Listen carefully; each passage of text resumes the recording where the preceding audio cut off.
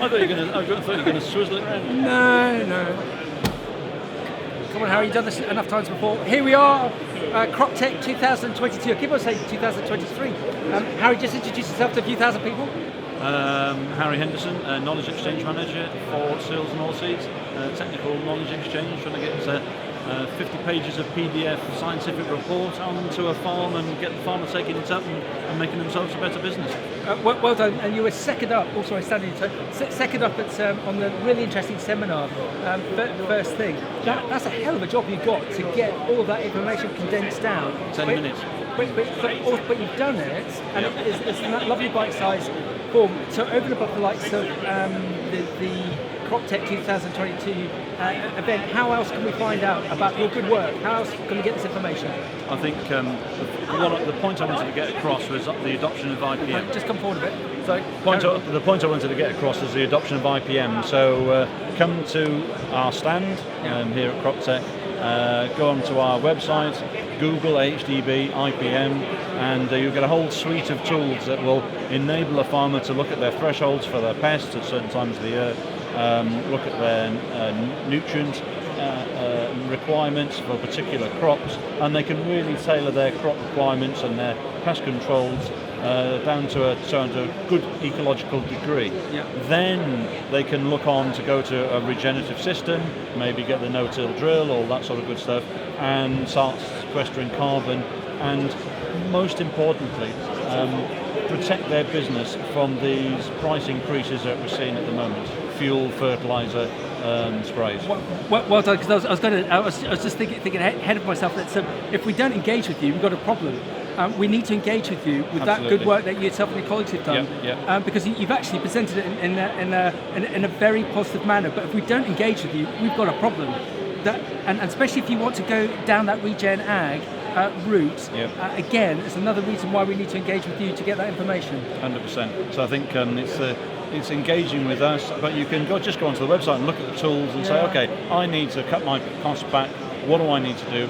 You can get involved with the farm bench, which will lay out your costs in a very logical way to understand where you're doing well in some parts of your business and less well in others, and then you can pay attention to the less well performing parts of your business. Okay, so people that do look to adopt your good work, they should be in a good spot. So 3 years, 5 years down the line, they're going to have that good foundation.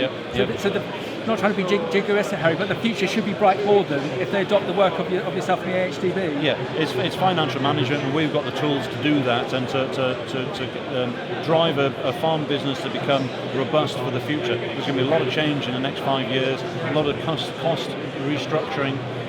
We're not sure how world events will impact your sale prices, but we know that fertilizer prices aren't going to come down very quickly or soon enough. So Harry, put yourself on the other side of the camera. Say you're the farmer and they've just heard what you've said, and if they haven't done already, they're going to adopt the good work that you've done.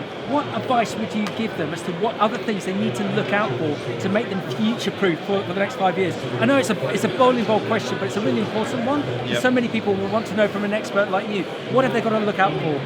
I think the first thing is understand where they are at the moment in terms of a more holistic system.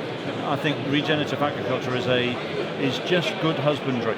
So understand good husbandry and understand what elements of that might be missing on your farm. Yeah. So am I ploughing?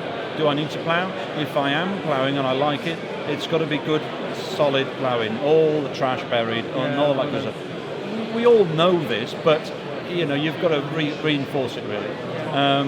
Look at costs, look at your fuel costs, unnecessary passes with the cultivator.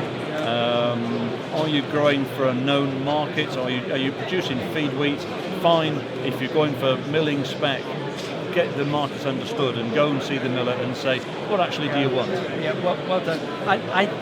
I think it's fascinating speaking to yourself, and also we had the pleasure of having your colleague Nicholas Safar on a broadcast last week. Yep. And with other people, I just come to the conclusion, and I'm going to say it because you have to remain neutral for the great job that you do at the AHDB. I do think there's a lot of inefficiency within the sector, and now's the time to get really efficient as a business and to future-proof your business. So if you can survive this, as we all will do, if you can survive this period, it's going to make you even better as we come out in the next 3, 4, 5 years, and you'll be in an even better position on a cultivation basis, on a farming basis, on a people management basis. But then I do segue it back to the AHDB and the work that we've done with the likes of your colleague Mark and Isaac. Have some of the people that we've had on looking to, again, this is my time of the day, future-proof their businesses for the future. There's so much resource out there, especially for the likes of the AHDB. And it's all paid for. So the levy has paid for it. So make the best use of it.